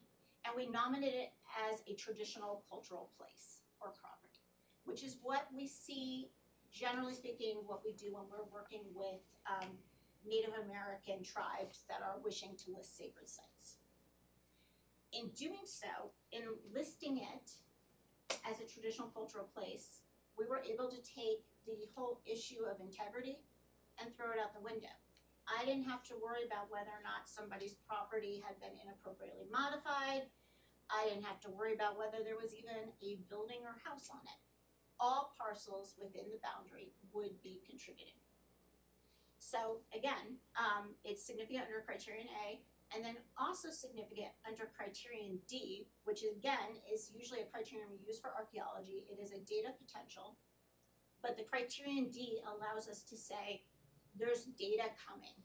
This is a continuing oral history project. It has just started, and we're going to learn a whole lot more about Randolph in the future. It was listed on March 18th, 2024. And I'm proud to say it is receiving a Governor's Heritage Honor Award next week at our conference up in Prescott, which goes without saying, y'all are invited to. So just let me know if you're interested. It is at the Hacienda Inn. We will be starting pre-conference workshops on Tuesday. On Tuesday, we are having a really fascinating symposium on Yavapai history. And Wednesday through Friday is our standard conference. So just let me know if you want to be there. We'll get you in. We'll hook you up. Also, just saying what's the future for Randolph? Well, now that we have National Register designation, there's a lot that can now be done. In fact, I just communicated with one of the leaders of the community group there about grants. Unfortunately, not a Heritage Fund grant, but the National Park Service has a civil rights grant that they just advertised, oh gosh, I want to say 2 weeks ago, and they will give grant funds specifically for the development of interpretive programs and collections, which is what they're working on right now. So they're very excited about that. They can, residents that own property that is non-income producing in Randolph can apply for the property tax reclassification program. Extremely popular. We have 9,000 residences across the state currently participating. In section 106 review, if we have a federal agency or if we have an undertaking that has federal funding attached to it, they now have some degree of standing or a higher degree of standing as a traditional cultural place, a sacred place, if you will.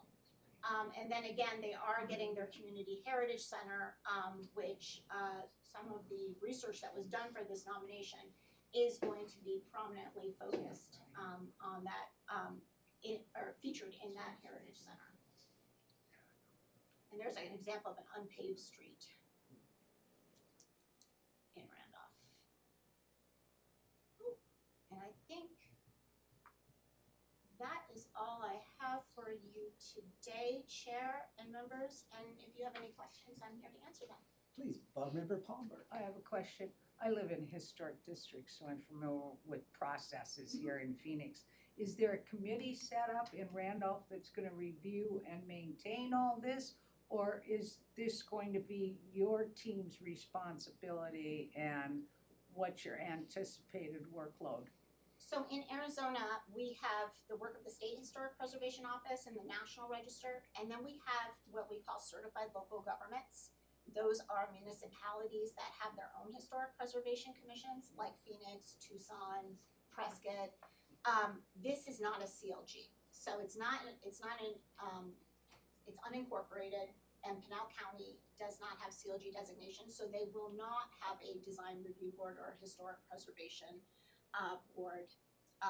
They will simply, just exist. I mean, the National Register does not require a certain level of upkeep on a house. It's really local designation that does that. So if this is not locally designated, there's no requirement. That said, if they would like to participate in the tax reclassification program, they are required to work with our office on review of any changes to the property. For this particular district, I'm not concerned. I mean, I'm always concerned with the workload of our tax program. We've got one FTE, and we've got over 9,000 properties in the state. that could potentially call her at any point in time asking, can I do this to my property or not? It's a program that is very much, very stressed. But with this particular district, the buildings are not character defining. There really would not be very much you could do that would alter the ability of your property to be listed in the register for this particular district. Thank you. Other questions? Catherine, thank you very Oh, much. you're very welcome. And again, because of, well, not because of, but obviously Juneteenth Day celebration was in your mark a year ago, and then of course yesterday, and your description of the exodus of people, primarily African American, but not exclusively, that were coming from Texas, Oklahoma, the Jim Crow areas, to the west, New Mexico, Arizona, and settled in these areas, and it was so quiet and done, and it was fervent and robust, and that the history of this is so critically important to be able to acknowledge Yeah, and and celebrate. the Native American aspect, I mean, they're right abutting the Gila River Indian community, so kids were meeting in school, socially, I mean, these are whole families of mixed heritage, and it really is unique to Arizona. Will there be a sign or something that goes up that depicts this in any way? I don't know, I mean, there will definitely be the Heritage Center, Yeah. and I anticipate, I mean, they could do like some sort of historic district signage. We don't do that out of our office. Okay. But yeah, I mean, they could do that. Very good, thank you very much, I really appreciate that. All right, future agenda items, I know I threw a couple out earlier, hopefully you've captured those, because I don't remember what I said. John, Terry, Sarah, anything that you'd like to see on future board agenda items? Okay, let's go on to the next item. Executive Director Report. I love the way that this was identified in the packet. Thank you. I know, we are, thank you. Keep you on track here as you have to go through. Thank you, Chair. Yeah, we're going high tech due to Pam. Pam did all of this. If it were up to me, I'd be reading off of a scratchy note, not be able to read my own writing. But it's been a while since we've, been together, and we had a lot of things going on. So some of these will have slides and pictures, and I'll let Pam. I'll just follow you, okay? But these are some of the things that we wanted to touch on a little bit. Obviously, the most recent fatality of a plane crash into Picacho Peak State Park in the morning. Obviously, shut down the park, and there was one fatality with the pilot. Obviously, didn't make it, and our team worked with Pinal County and NTSB. Crashed right off of trail, and so, but our team was there to help, and actually was first on the scene up there, and so it took about 3 days for them to clear the wreckage and do their investigation, and then the park reopened. The executive budget update, Brittany went through that in depth, but one thing that with these budgets is we're still kind of diving into back of the bill adjustments. In fact, right before this meeting, we had a call with the governor's office to get more detail. So Kevin, his team, Sarah, fine-tooth combs, we're going through all to find out exactly, and we'll provide you guys updates as we go if we learned anything different than what you've heard today. Finalize the Del Rio State Park purchase with Trust for Public Land. Boy, this thing had more turns on it, especially just coming into the budget year and that appropriation, and we ended up pulling it off, and it'd be a great place to go visit, and just to see the history of that. We've already been talking, of course, with Catherine and her team, because there's a lot of historical and cultural on the property that we purchased and the others that didn't. So that was a huge effort. Now it's getting everybody involved to talk about the future of that park, and then as the budgets hit, it's going to be a while before that thing gets open.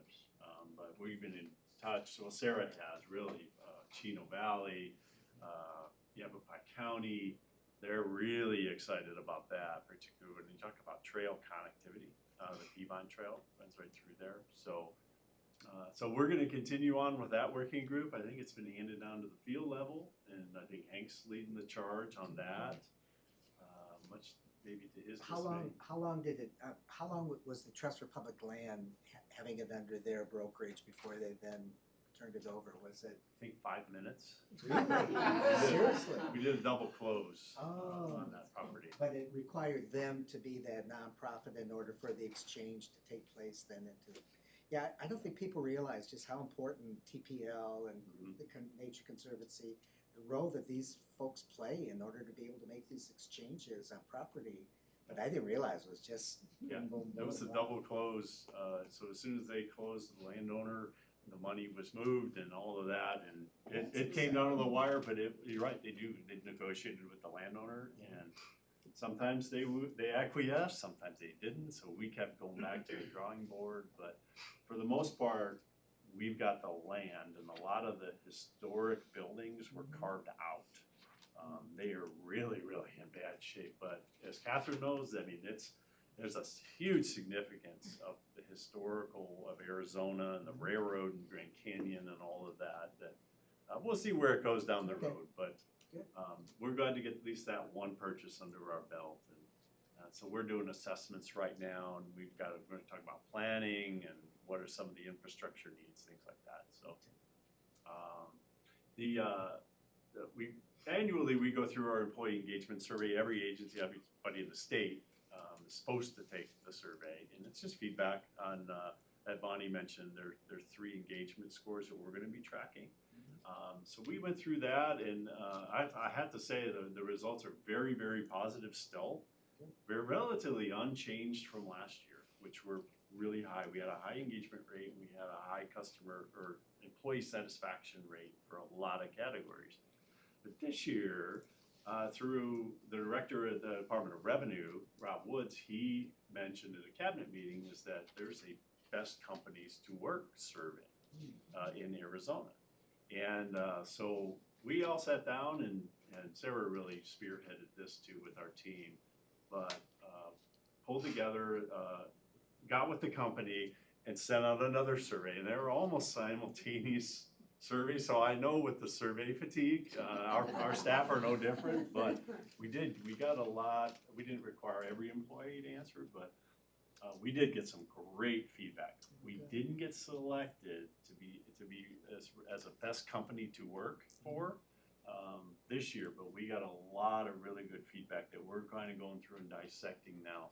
Much more detailed than just the state employee engagement survey. Much more specific. So we're not too much we can do with the state engagement survey, but we're going to really focus on that best companies because it. Who makes that final designation then that you weren't chosen? The company. It's like the top companies to work for, and it's in partnership with their marketing partners, Arizona Central, or I'm now it's Business Journal? Yes, Business Journal. Is this like US News World and they do the 25 best universities that? Similar, yes, Well, similar at a state level. concept. Right, just curious. Based on engagement. So it's fairly subjective in its final determination, right? I mean, I'm sure there's an objective listing that you had to provide, but overall, there's still a little bit more or less than objectivity throughout the entire thing. Those that choose to participate are being judged. So I think simply by choosing to participate, we're entering into a field that says we care about this as an organization, which is going to be competitive by nature. It's cool though. I'm glad you're doing it. Yeah. I think it gives us I mean, I don't think we were expecting. I mean, we thought we could compete. It's just like, people who think they can go hit a major league fastball, and we stood in there and whiffed. So now we're going to go back and get better, and that's really is the take home. So, so anyway, more to come on that. I think it's always something that we feel is important. Is just like our public and our customers, but our staff is right there. And how can we continue to make Arizona State Parks a great place to work? The RIMSPEC conference was held a long time ago, it seems like. both myself, Sarah, and Mark Weiss went up. Coeur d'Alene, Idaho State Parks held it. And this is really they call it the Rocky Mountain State Park Executive Conference. It's really directors and their upper level staff. And we talked about a whole bunch of things. A lot of field trips, and their grand field trip was to a wastewater treatment facility in a very controversial part of Coeur d'Alene and that part of Idaho. So yeah, that was the showcase, was a wastewater treatment facility. Multi millions and millions of dollars. It was just unbelievable. But yeah, yeah, but really beautiful. They did a great job hosting that. The stakeholder group, this kind of goes into the future funding. This is our second sort of formal, but third get together with this group talking about how we're going to look at long-term funding. And so we've got some really good ideas on that. We still have the blessing of the governor's office to pursue. But we're still kind of bringing in people. We're getting, sort of feedback. What does this look like? We're talking in Colorado's is the model that we were looking at, and just kind of doing, where is everybody? And then the next thing is, let's do a SWOT analysis. Let's figure out where we're strong and where we're weak, and how to continue to move forward. But we really have got a great group, energized group, who are willing to continue to help us move down that road. And hopefully that turns into a very broader engagement for support for state parks and everything that we do. I think we've got support here and there and groups like the Alliance and others, but we probably need a better job at pulling those folks together that can go advocate for everything that's in the agency. So, but anyway, it's very positive. That's something that you guys are leading. Mm-hmm. Right, facilitating that conversation. But we're getting great data. We're getting great examples, and everybody's really excited. And I think we've got a great diversity of folks that are coming to the table. The Unity Blaze training, we signed the contract with the Unity Blaze. This is the Black Folks Camp 2 group, but it's the Unity Blaze is what we're rolling this out as. And we signed a contract. We're finalizing, I think, the training curriculum that we're going to have all of our staff, everybody go through. And it's a curriculum that they have. It's tweaked a little bit to our needs, I guess, and the way Arizona is. And we're going full steam ahead with that. Wally Armour, you can see a former Parks Board, twice serving. So he couldn't get away either. He did 2 tours as a board member, passed away a little less than a month ago. So we thought we'd throw him up there and recognize him and thank him, his family. As you know, you need family support to do this, and employer support in some cases. But just to let you all know, if you hadn't seen that, Mr. Armour passed away this. And this is a very, very big one. We're really, really proud of this with the Excellence Award from Arizona Forward for the Family Camp Out program. We also, the governor's office asks for highlights once a month, and this one makes it every time. It really does. It's such, you guys know, this is such a great program, but it's really great to see such a prestigious recognition from the Arizona Forward. It's not easy to get that award. There's a lot of competition around of so many people doing so many great things, but we got it this year, and Louis, his team, but everybody in the agency, from the park managers on down, they usually are hosting these. And where do you have the Chris Gordia display? we have to figure that out. Yeah, well, bring it to a meeting so you can see that. I mean, it looks Absolutely. gorgeous, and it's a Very beautiful cool. statue. It is. Yeah, so congratulations on We'll that. display That's it. great. It's such, you guys know, it's such a great award. It's a Very nice prestigious. evening as well, right? Yeah. Yep. It's not cheap. Yes. And so for many folks don't know that, Governor Hobbs is an outdoors person. She is outdoorsy, very athletic, runs marathons and anyway, but she's been going around and while she's doing, you know, community events or talks or anything like that, she always says, where's the state park? And Dan had hosted her up at Havasu. It wasn't blazing hot, so that worked out. But she went around and visited, and Dan was certainly the MC there. And then she went up to the Natural Bridge in Payson and visited.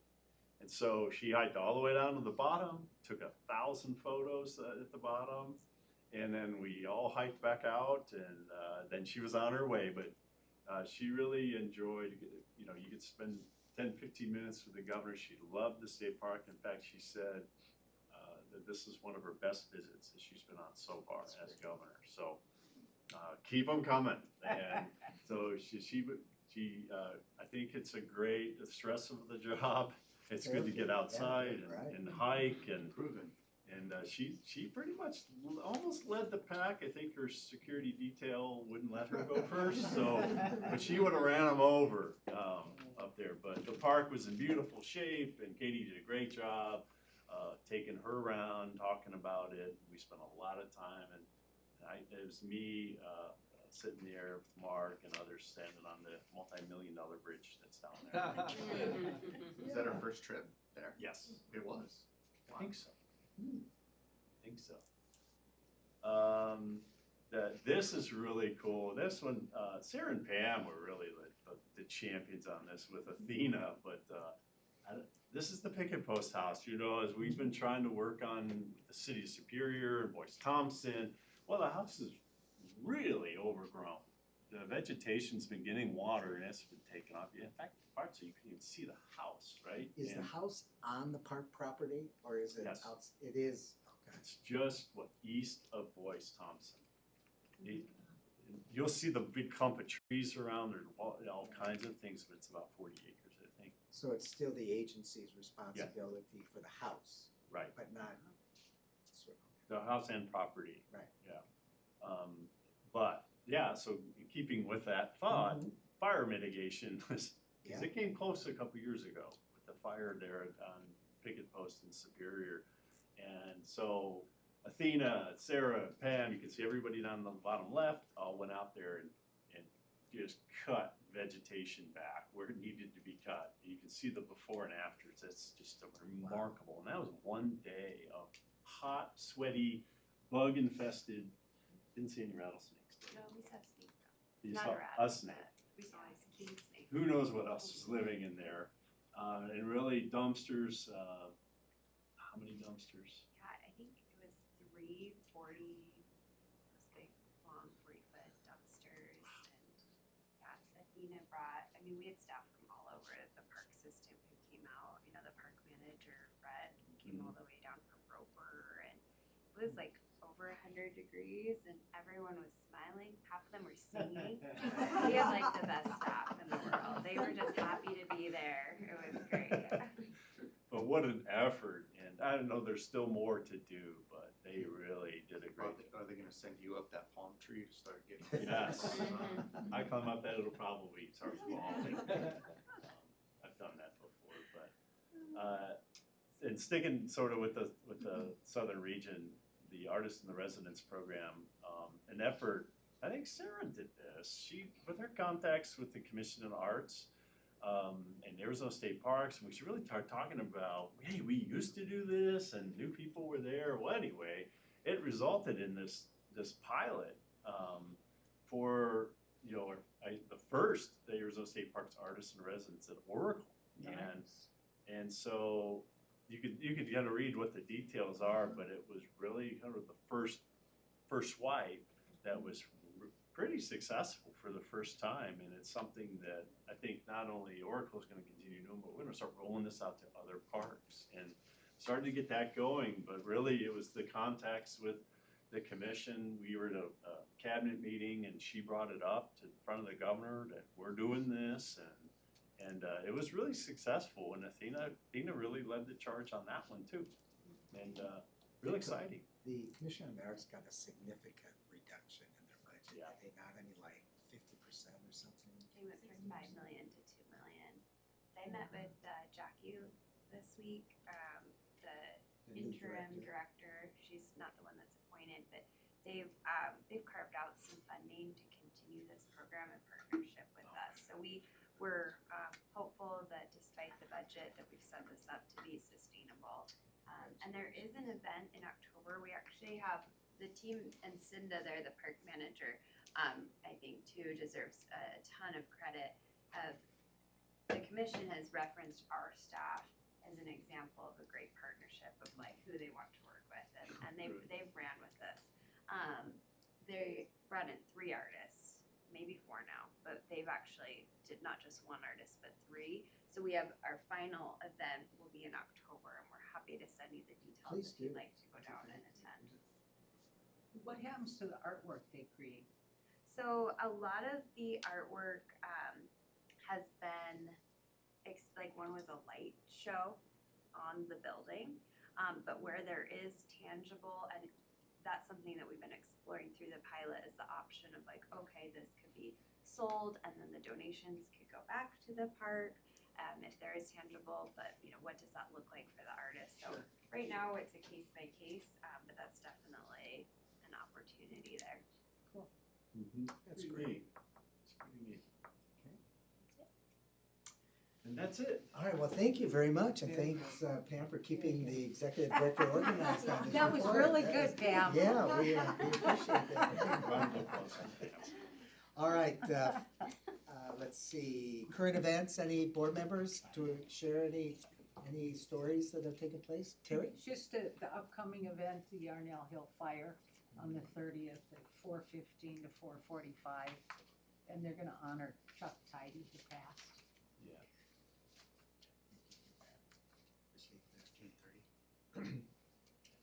June 30th, Sunday this year.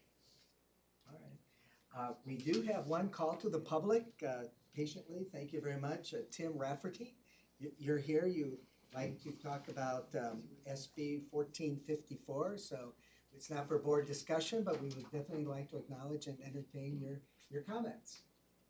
Thank you, Mr. Chairman and the board. My name is Tim Rafferty, and I live in Gilbert, Arizona. Thank you for giving me the opportunity to speak to the board today. The reason for me speaking is the Arizona Veterans Memorial Park. And I would like to mention that my remarks today are in no way to criticize this board or any other legislative committees. I've been told that when I have discussions or make comments on issues, it sounds like I am mad or upset. This is not the case. I am passionate about this issue, so please excuse me if my tone of voice seems accusatory. I'm merely seeking updated and current information. Early in 2023, I was ecstatic that the Arizona legislature was working on a bill, SB 1454. To create a state park for our veterans, and pleasantly surprised when the governor on June 20th, 2023 signed this bill into law. Since the passing of the law, I had heard nothing about the state park until this Memorial Day, when it was mentioned that the appropriation and the bill might be cut to help eliminate the state's $1.3 billion projected shortfall, and if that happened, a new bill would need to be written next year to create the state park. And just recently today, I just heard it seems that that is not the case. The legislative session did end this past Saturday, but I have no idea if the funds were cut for the project, which it sounds like they are not, that I heard today, or where this project stands. So in the past couple weeks, I have decided to try my best to find out, reviewing agendas, reports, meeting minutes, and other documents on the subject. If I understand the law correctly, and that's a big if, it requires this board to establish an Arizona Veterans Memorial State Park. The law also requires $10 million to be appropriated from the state parks revenue fund in fiscal year 2024 to this board to purchase, design, and construct the Arizona Veterans Memorial State Park site. I have 4 questions for this board, and I understand and I don't expect that these questions to be answered today, and I don't expect any discussion today, but I would like to ask these 4 questions. 1, I cannot find where the $10 million was ever moved, or if it's going to be removed in 2024 from the State Parks Revenue Fund to this board. Where does one find that information out? Number 2, the Joint Committee on Capital Review, since passage of this bill, only met 2 times in 2023, and it appears they did not discuss this topic. Additionally, they have not even met in 2024. Considering that the JCCR must approve the design and construction of the park, and assuming their website is current and correct, it would appear to me that this board has not submitted anything to them to approve, or you have, and they have not discussed it. Has this board given the JCCR anything to approve on this project? Number 3, I could only find 1 mention in this board's past 4 meetings since the bill was signed into law regarding this topic, and that was a brief legislative update. Assuming I understood your staff correctly, and that's a big assumption, assuming that I understood your staff correctly, I was informed by them recently that discussions, whether formal or informal, have already taken place with the state land group regarding this topic. What were those discussions about, and what came of those discussions if they did take place? And number 4, this is the one I am really perplexed with. According to the law, any of the $10 million appropriated, any of the $10 million appropriated that remain unexpended and unencumbered on July 1st, 2025 must revert back to the State Parks Revenue Fund. To me, that would seem that this board only has 12 months left for the project to be completed or encumbered, whatever the definition of encumbered means, or the project is dead and it's canceled. Is that correct?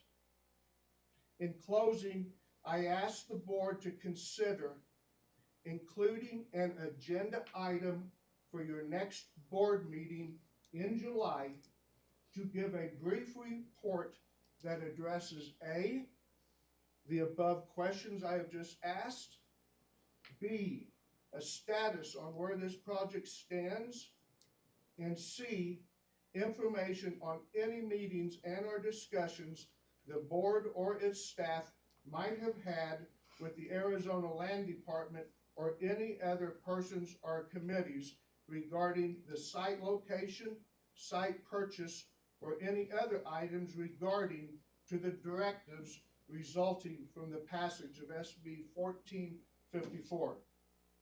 I believe, and I hope this board will agree, the public deserves a full, transparent account via documented meeting minutes or supplements of what has transpired so far regarding our Arizona Veterans State Park that was approved and authorized when the governor signed SB 1454 into law. And I thank you for giving me the opportunity to speak to you today. And I will also mention I utilized 3 of your state parks for the last 3 years. Cattail State Park, Buckskin State Park, and River Island. I'm not really for sure what you pay those associates that work there, but it's not enough. So thank you. I think Dan would agree with you. Thank you very much, Mr. Rafferty, appreciate your comments. All right, call to the public, nothing else.